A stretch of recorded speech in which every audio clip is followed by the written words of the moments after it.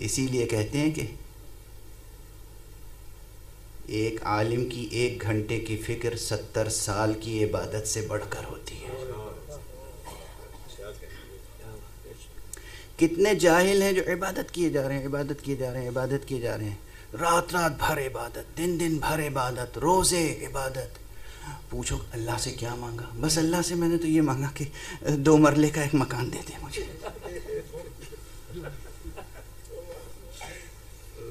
پتہ نہیں، مجھے تو آتی بھی نہیں یہ سب زبان، مثال دے رہا ہوں۔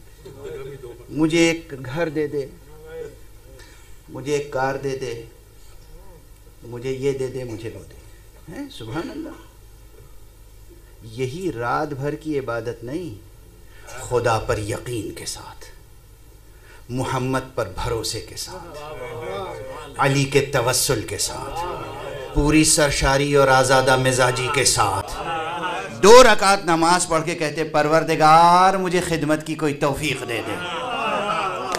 سمجھ میں آ رہی ہے بات؟ عبادت کسے کہتے ہیں؟ اللہ سے کیا مانگنا چاہیے، کب، کیسے، کس طرح کیا مانگنا چاہیے؟ معصومین کی دعائیں، امام زین العابدین کی دعائیں، مولا امیر المومنین علی ابن ابی طالب علیہ السلام کی دعائیں،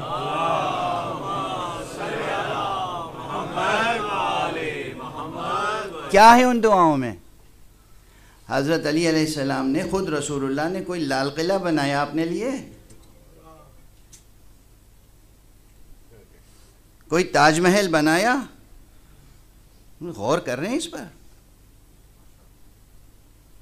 حضرت علی نے کوئی اپنے لیے تاج محل بنایا؟ کوئی لال قلعہ بنایا؟ بنانا چاہتے تو بناتے یا نہیں؟ بنا سکتے تھے یا نہیں؟ جو 1 انگلی سے قلعہ خیبر کو اکھاڑ سکتا ہے، وہ کم سے کم 1 پنجے سے نہ جانے کتنے قلعے بنا بھی تو سکتا ہے۔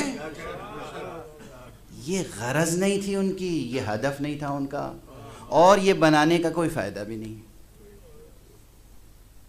دنیا تسخیر کرو اور اللہ کی راہ میں لٹاؤ،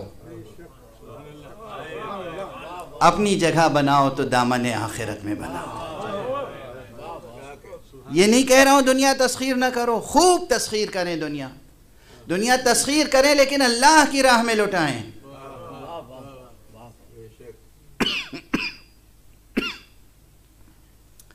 خود اپنے لیے آخرت کی فکر، انسان ہونا، یہ دھرتی، یہ زمین، یہ گیتی، یہ دنیا، یہ حیوانات کا مقبرہ ہے، یا ہمارے جسم تو پیوند خاک ہوتے ہیں، ہماری جگہ دار آخرت میں ہے، وہاں تعمیر کرنا ہے نا۔ وہاں کیسے تعمیر کریں گے؟ یہی سکھانے کے لیے محمد اور آل محمد نے اپنی جانیں نثار کر دی۔ بہت کچھ عرض کرنا چاہتا تھا آج، بہت سی باتیں، لیکن پھر بس اتنی یاد دہانی کے بعد کہ اگر آخرت سازی کرنی ہے اور واقعاً امتی بننا ہے، مصطفیٰ کا امتی، علی کا موالی، تو کیسے بنیں گے؟ 5 چیزیں یاد رکھیے جو کل کہیں تھیں۔ سب سے پہلے معرفت، ان کا حق معرفت ہے، ہمیں معرفت حاصل کرنی ہے۔ دوسرا حق ہے ولایت، ولایت کے معنی ہے ان کی حکومت کو ماننا۔ اب وقت بالکل نہیں ہے کہ میں ولایت کے لفظ پہ بھی بحث کروں کہ ہماری اردو کی ڈکشنریوں میں ولایت کے کیا کیا معنی لکھ دیے ہیں۔ ولایت جس معنی میں ولایت ہے، وہ ولایت ہے ان کی حکومت کو تسلیم کرنا، ان کو اپنا حاکم ماننا۔ تیسرا حق ان کا کیا ہے؟ محبت، کہ صرف جبرن نہیں ان کے حاکم مان لینا، محبت کے ساتھ انہیں حاکم ماننا۔ تیسرا حق کیا ہے؟ اطاعت۔ اب اطاعت پہ ایک حدیث یاد آ گئی۔ یہ حدیث امام حاکم نیشاپوری نے اپنی کتاب میں لکھی ہے، اور ان کے علاوہ خود حاکم نیشاپوری کی کتاب مستدرک علی الصحیحین، یہ کوئی معمولی کتاب نہیں ہے، یعنی یہ ائمہ اہل سنت والجماعت میں سے وہ امام ہیں جن کی حدیث میں بلندی اور بلند پایگی اور مہارت، اس کا کوئی منکر نہیں ہے۔ انہوں نے بہت سی وہ حدیثیں جمع کی کہ جو بخاری اور مسلم کی شرطوں پر صحیح اترتی ہیں، مگر بخاری اور مسلم نے کسی مجبوری یا کسی مصلحت یا کسی پریشر میں نہیں لکھی۔ اب وہ پریشر کا لفظ بھی یوں زبان پہ آ گیا کہ آج کل ہر طرف یہی لفظ عام ہو رہا ہے۔ ٹھیک ہے، جو آپ سے سنیں گے بھائی وہی تو ہمارے منہ سے بھی نکلے گا نا۔ آپ لوگ بھی تو یہی چاہتے ہیں، کچھ اور تو چاہتے نہیں ہیں۔ ہم یہ چاہتے ہیں کہ جو ہمارے منہ میں ہے وہ آپ کی زبان پر چڑھ جائے،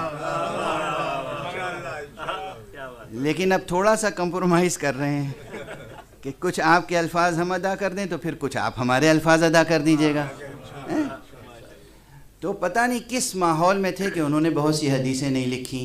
مثلاً اب ایک مثال دے دوں، جناب ابن عباس فرماتے ہیں کہ رسول اللہ نے 23,000 حدیثیں علی کی فضیلت میں بیان کی۔ حبر الامہ، مفسر قرآن، کہتے ہیں 23,000 حدیثیں امیر المومنین کی شان میں رسول اللہ نے بیان کی۔ 23,000 ذرا ریشیو نکالیے گا۔ اور کتاب بخاری میں کئی حدیثیں ہیں حضرت علی کی فضیلت میں؟ بالکل صحیح آپ نے کہا، صرف 3۔ 23,000 اور 3۔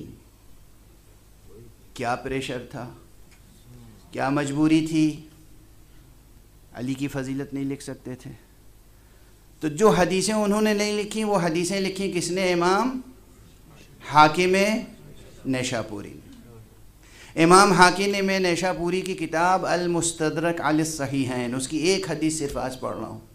حضور نے فرمایا من اطاعنی فقد اطاع اللہ ومن عصانی فقد عصى اللہ ومن اطاع علیا فقد اطاعنی ومن عصى علیا فقد عصانی۔ جس نے میری اطاعت کی اس نے اللہ کی اطاعت کی، جس نے میری نافرمانی کی اس نے اللہ کی نافرمانی کی، اور جس نے علی کی اطاعت کی اس نے میری اطاعت کی، جس نے علی کی نافرمانی کی اس نے میری نافرمانی کی۔ یہ کتاب مستدرک علی الصحیحین میں موجود ہے یہ حدیث، اور دوسری کتابوں میں بھی موجود ہے، علماء اہل سنت کی کتابوں میں۔ اور اس حدیث کے راوی اول حضرت ابو ذر ہیں، اور تنہا نہیں ہیں، جناب یعلا ابن مرہ الثقفی یہ بھی ایک صحابی ہیں جنہوں نے نقل کی، اس کے علاوہ کئی صحابی ہیں جنہوں نے نقل کی، مگر یہ حدیث ضعیف قرار دے دی گئی۔ ابو ذر جیسا صادق دنیا میں کوئی ہے نہیں، اس پر بھی رسول کی گواہی ہے۔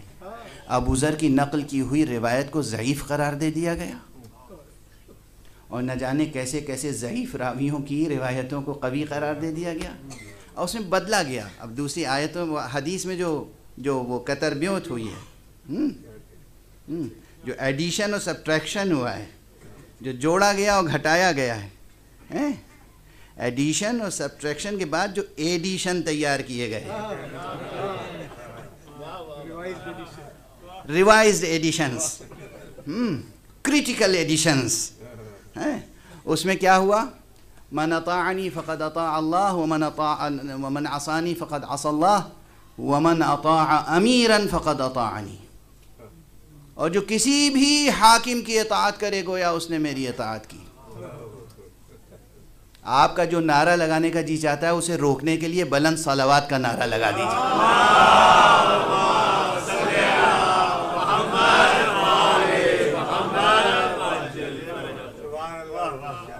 ویسے دنیا کے جتنے ظالم و جابر و فاسق و فاجر اور فتنہ پرداز حاکم ہیں ان پر تو میں خود روزانہ پابندی سے 5 نماز کے بعد لعن کرتا ہوں، لیکن عام طور پہ منع کر دیتا ہوں۔